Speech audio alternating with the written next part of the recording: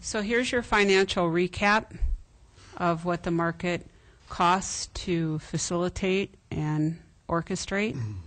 So you have your revenue up at the top, and looks like we're 6,000 to the good from 13 to 14. And our staff expenses actually went down this year. We're getting a little more proficient on Main Street.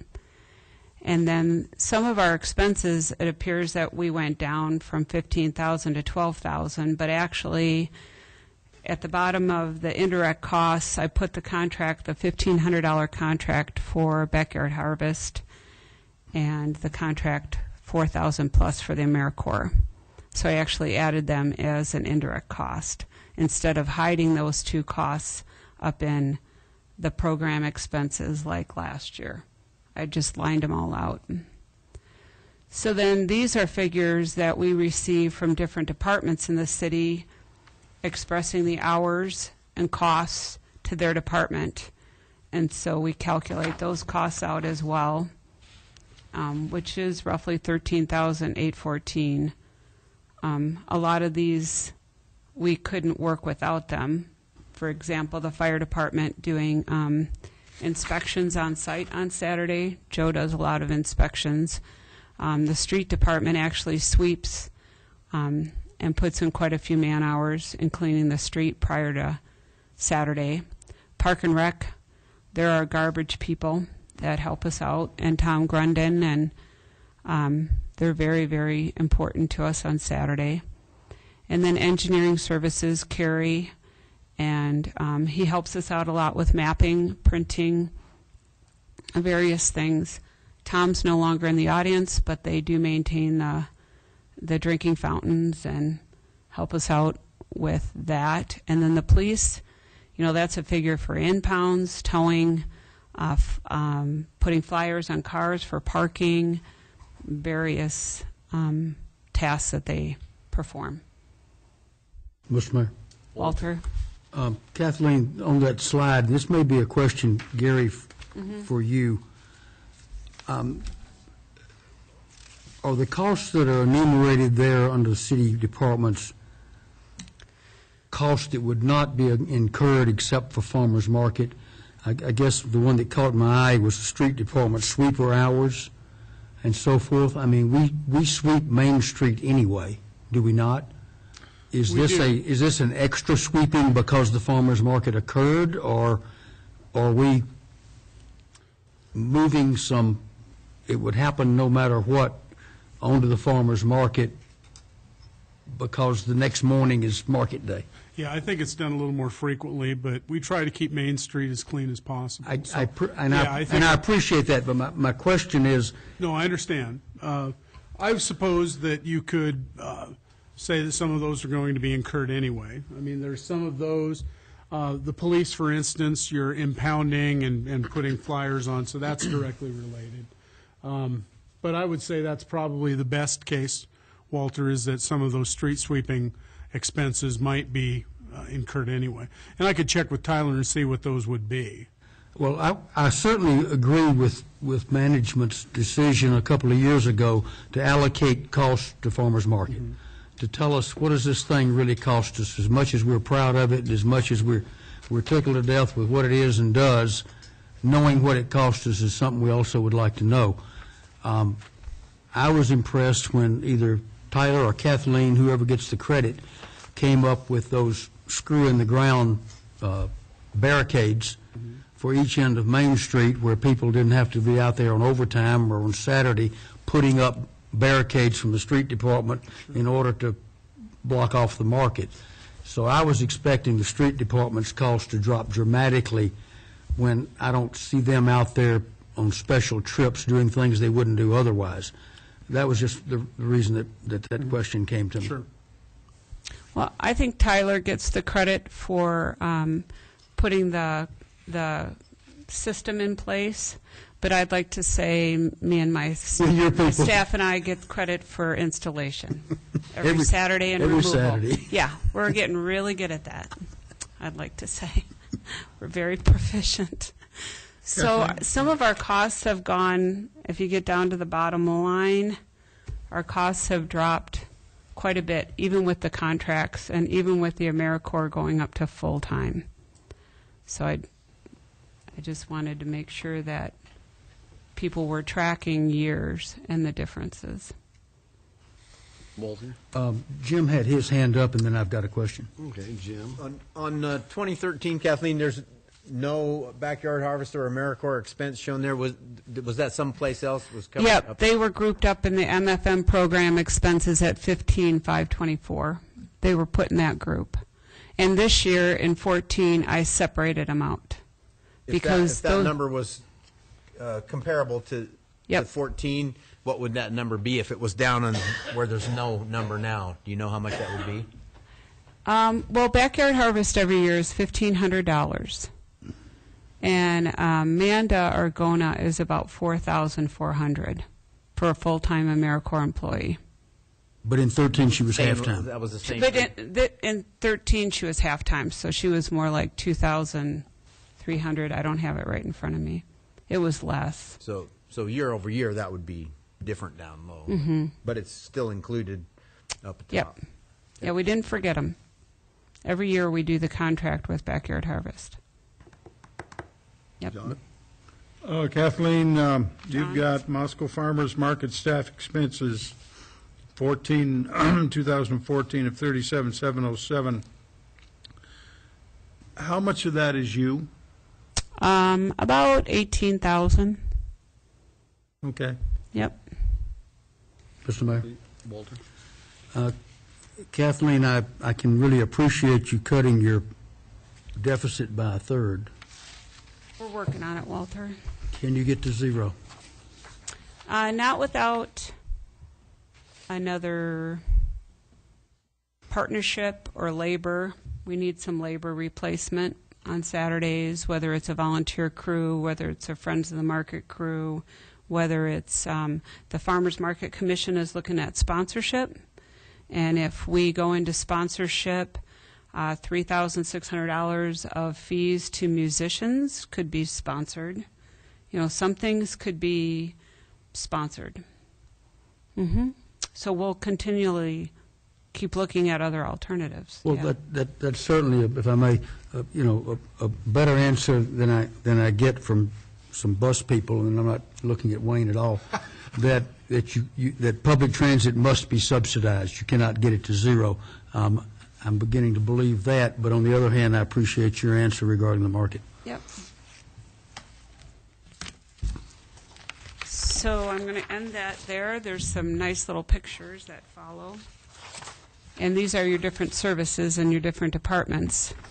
I just lined them out for you in case, I don't want you to forget what everybody else does for the art department does the bulk of it, but I listed administration there, and even Lori Lewis is here she does some notaries, she answers the phone, they assist with press releases when DJ is not available. You know, there's a lot of different coordination with different departments in the city to put on the market. You So- had something you wanted to mention? Come on up here if you want to ask a question or. Yes, I will. This one? And what was your name again, sir, so they got it for the record? Bob Hassel, Kendrick, Idaho. Thank you, Bob. I do a little vending, and I also work with one of the other produce vendors in concert with them, growing some of the stuff, and we sell at the farmer's market, and have been for, he's been here for 37 or 38 years now, I think, something like that. Mr. Hagan. Mr. Hagan, yes. Let's take a look at that deficit of 24.5 there. One thing I would like to take a look at is the fact, or bring up to mention, is the fact that even though I'm from Kendrick and he's from Clarkston, and basically we come up here and we take money, quote, out of the community, we also spend a lot of money in this community, all right? When we had to buy a new engine for a piece of equipment that we have to use in the orchard, it was $750 spent at Pappy Machinery. We spend a lot of money, or at least I do, on groceries and gas and other things here in Moscow. Even though I can go to Lewiston or I come here and I spend a lot of money here. We also buy a lot of parts and things for some of the other farm machinery. Some of our chemicals come from up in this area. So that $24,000 deficit, while it's glaring and you want to get it down to zero, is not money that, it's money that is partially reimbursed by the shopping that we as vendors do in this community. And I know other vendors are also, after the market's over, they're spending money before they go home in this community. So it's not, admittedly, I can see that you want to get down to zero. I can understand your reasoning for it because you don't want to have to subsidize something like this. But this is not a total negative cost to the city of Moscow in terms of there is money generated by the vendors in this community, and it's also spent by the vendors in this community. All right? And that would not occur if there were no farmers market. I mean, we would, in some cases, we would have reason to come here. In a lot of cases, we would not. Taking a look at another point, I do want to thank Mr. Steed for his push to get the signs up for the banners at the end of the streets. This is something I mentioned a couple, 3 years ago based on experience that I've had in managing markets down in Kendrick. And in other words, the reason you need those banners at the edge of the town is so that you can grab a lot of out-of-town money. And as a vendor, I spend a lot of time talking with the people that come into the market. And we have local people that come week after week, but we also have people from out of town. Specifically, when you take a look at it, we get a lot of business over from the west side, the Seattle area. You get a football game in this area during the fall, and you will pick up a lot of people from that area coming over here to a WSU football game, and they'll come over to the farmers market. Those are efforts that I would like to see you continue because that is new money coming into the community. And since we have a very good market and very good product here, they go home with a very positive attitude towards this market and towards the product that we are producing for them. And they also tell their neighbors, because we've had people sit there say, oh yeah, so-and-so was over here a couple weeks ago and they said I had to come here to buy this and this from you guys because of that, And as I said, they're from the west side. So any efforts, and KQQQ Radio over in Pullman does this probably the best, though admittedly they only do it in the morning, that can be directed towards picking up people that said they're coming over from the west side, especially into the WSU football games, to let them know that farmers market's going on Saturday might benefit the merchants and businesses of Moscow a lot more than you might think. As I said, that is, we've also had a lot of people, they come from the south and like Colorado, we get a lot of people from that area and things like that coming up through and traveling through. So the banners have been great. I'm glad to see them. They're doing exactly what I was hoping for.